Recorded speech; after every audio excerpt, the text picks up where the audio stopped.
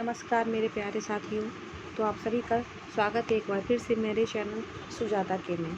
तो आज जो मैं आप लोगों के सामने डिस्कस करने जा रही हूँ वो है सम डिफिशियंसी डिजीज़, यानी कि कुछ बीमारियों के बारे में जो किस विटामिन की कमी से होते हैं, कौन से मिनरल्स की कमी से होते हैं, क्या क्या उसके सिम्टम्स हैं और उसके बचाव के क्या क्या उपाय हैं। तो चलिए, ये ऐसा पॉइंट्स है जो आपको बीपीएससी में भी काम देगा और आने वाले जो भी कॉम्पिटिटिव एग्ज़ाम्स हैं, चाहे वो हमारे सीनियर्स भाई बहन के हों या फिर जो हमसे जूनियर हमारे बच्चे हैं उनका हो, उन सभी के लिए कहीं ना कहीं बहुत ही ज़्यादा इम्पॉर्टेंट है। तो चलिए हम लोग आगे जो है इस टॉपिक को पढ़ना शुरू करते हैं और आज मैं आप लोगों को इस टॉपिक को इतने अच्छे से समझाऊंगी, मेरी गारंटी है कि आप इसको एक बार पढ़ने के बाद जो है आप इसे बिल्कुल ही अच्छी तरह से समझ जाएंगे, आपको याद भी हो जाएगा। और तो चलिए हम लोग जो है तो इस पॉइंट्स पे डिस्कस करते हैं, लेकिन उससे पहले जो है आप हमारे चैनल को लाइक एंड सब्सक्राइब कर दें। एक और चीज़, मैं इस चीज़ को डिस्कस करने से पहले आज जो है मैंने बायोलॉजी में कुछ क्वेश्चंस तैयार किए हैं, सिर्फ 10 क्वेश्चन जो आप लोगों के लिए बहुत इंपॉर्टेंट हैं। ये मैंने एससीईआरटी की बुक से ही तैयार किए हैं। तो पहले जो है हम लोग उसको एक बार देख लेते हैं, फिर हम लोग ये डिजीज़ जो है इस पर डिस्कस करेंगे। तो चलिए, हमारा पहला क्वेश्चन है कि इवोल्यूशन को सर्वप्रथम किसने परिभाषित किया था। तो इसका आंसर होगा जीन बैप्टिस्ट डी लामार्क ने। हमारा दूसरा क्वेश्चन है कि विकासवाद के सिद्धांत का प्रतिपादन किसने किया था। तो ये बहुत ही आसान और बहुत इंपॉर्टेंट है, इसका आंसर होगा चार्ल्स डार्विन। चलिए, हमारा तीसरा क्वेश्चन है कि उत विकास के उत्परिवर्तन का सिद्धांत किसने प्रतिपादित किया था। तो इसका आंसर हो जाएगा ह्यूगो डी ब्रिज ने। हमारा चौथा क्वेश्चन है कि पृथ्वी पर सबसे पहले किस जीव की उत्पत्ति मानी जाती है। तो इसका आंसर हो जाएगा ग्रीन एल्गी की, यानी कि पृथ्वी पर सबसे पहले जो जीव की उत्पत्ति मानी गई है वो है ग्रीन एल्गी। हमारा पांचवा क्वेश्चन है किस जीव में नर्वस सिस्टम होता है परंतु ब्रेन नहीं होता है। तो इसका आंसर हो जाएगा स्टारफिश। जो हम लोग देखते हैं बचपन में, हम लोगों ने स्टारफिश के बारे में भी पढ़ा है। तो इसमें क्या होता है, नर्वस सिस्टम होता है, लेकिन इसमें जो है मस्तिष्क नहीं होता है। चलिए, हमारा अगला क्वेश्चन है कि किस पौधे में जाइलम वाहिकाओं का अभाव होता है। जाइलम यानी कि जिस चीज़ के द्वारा पौधों में जो है पानी का जो है वो पानी ऊपर तक जाता है, वो जाइलम होता है। तो इसका आंसर हो जाएगा अनावृतजीवी और टेरिडोफाइट्स। चलिए, सातवां क्वेश्चन है हमारा कि यीस्ट और मशरूम किस प्रकार के जीव हैं।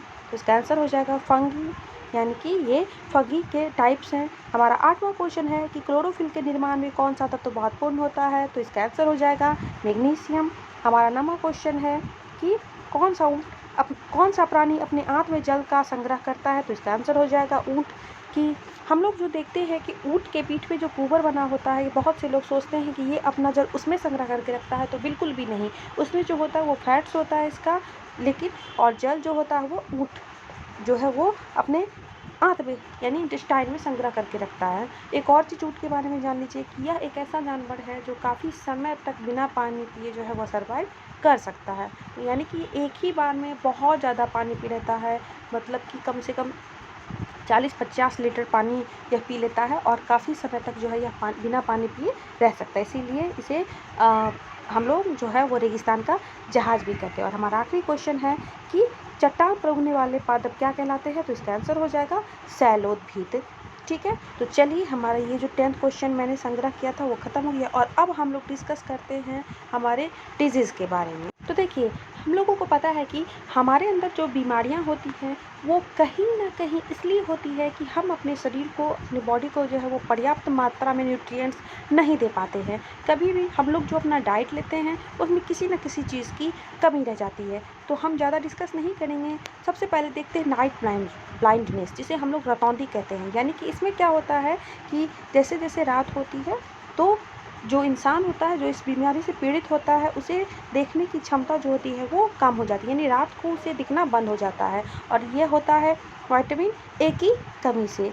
तो चलिए, और अब हम लोग देखते हैं इसका सिम्टम क्या है, यानी poor vision, loss of vision in darkness. अंधेरे में उसे कुछ भी नहीं दिखता है। और इसके बचाव के क्या उपाय है, तो हम लोग गाजर खाएंगे, ग्रीन यानी कि हरे पत्तेदार सब्जियां खाएंगे, स्वीट पोटैटो खाएंगे और जो मिक्स्ड वेजिटेबल होता है वो खाएंगे और मिल्क दूध पीने से इस बीमारी को दूर किया जा सकता है। हमारा दूसरा है बेरी, तो ये जो है विटामिन B1 की कमी से होता है। विटामिन B कॉम्प्लेक्स जो होता है उसमें और भी विटामिन आते हैं, तो चलिए हम लोग इसके बारे में आगे पढ़ेंगे। अब सिम्टम इसका क्या है, तो nerve disorder that can affects muscles and heart. इसमें क्या होने लगता है, हमारे मसल्स को ये इफेक्टेड करता है, हमारे हार्ट्स को ये इफेक्टेड करने लगता है। और ये जो है हम लोग कैसे प्रिवेंट कर सकते हैं, तो हम लोग अनपॉलिश्ड राइस को खाएंगे, सीरियल्स को खाएंगे, मिल्क और फिशेस को खाएंगे। यानी कि मार्केट में जो राइस आता है वो पॉलिश्ड किया हुआ रहता है। अनपॉलिश्ड राइस जो है वो थोड़ा मिलने में मुश्किल होता है, लेकिन अगर हम वो खाएंगे तो हम इस बीमारी से बच जाएंगे। हमारा थर्ड है स्कर्वी। ये हम लोग बराबर जानते हैं विटामिन C की कमी से होता है। तो इसमें क्या होता है कि ब्लीडिंग गम्स यानी मसूड़ों को जो बीमारी होती है उससे खून बहने लगता है, मसूड़े में पूरी तरह से घाव आ जाता है और बदबू देने लगता है, ठीक है। या अगर मसूड़े में कोई घाव हो गए तो उसे काफ़ी समय लग जाता है उस चीज़ को ठीक होने में। तो ये है हमारा विटामिन C की कमी से। चलिए अब हम लोग विटामिन D की कमी से देखते हैं क्या है, तो रिकेट्स इन चिल्ड्रेन और ऑस्टो मलेशिया इन एडल्ट्स, यानी कि बच्चों में जो बीमारियां होती है उसे रिकेट्स कहते हैं, और ऑस्टो मलेशिया जो होती है वो एडल्ट्स में होती है, यानी दोनों में हड्डी की प्रॉब्लम होती है विटामिन D की कमी से। इसमें क्या होता है कि bone become soft and bend in children, bones become brittle in adults. हड्डी जो है वो कमज़ोर हो जाती है, और जिसकी जब हड्डी ही हमारी कमज़ोर हो जाएगी तो हम ना ठीक से खड़ा रह पाएंगे, ना हम किसी काम को कर पाएंगे, ठीक है। और हमें हर पल जो है वीकनेस होते रहेगा।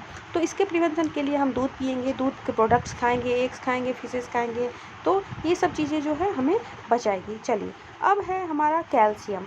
तो कैल्शियम की कमी से देखिए, कैल्शियम की कमी से क्या होता है, बोन्स एंड टूथ डिके, यानी कि हड्डी और जो दांत जो होते हैं वो क्या होने लगते हैं, नष्ट होने लगते हैं, वो सड़ने लगते हैं, बर्बाद होने लगते हैं।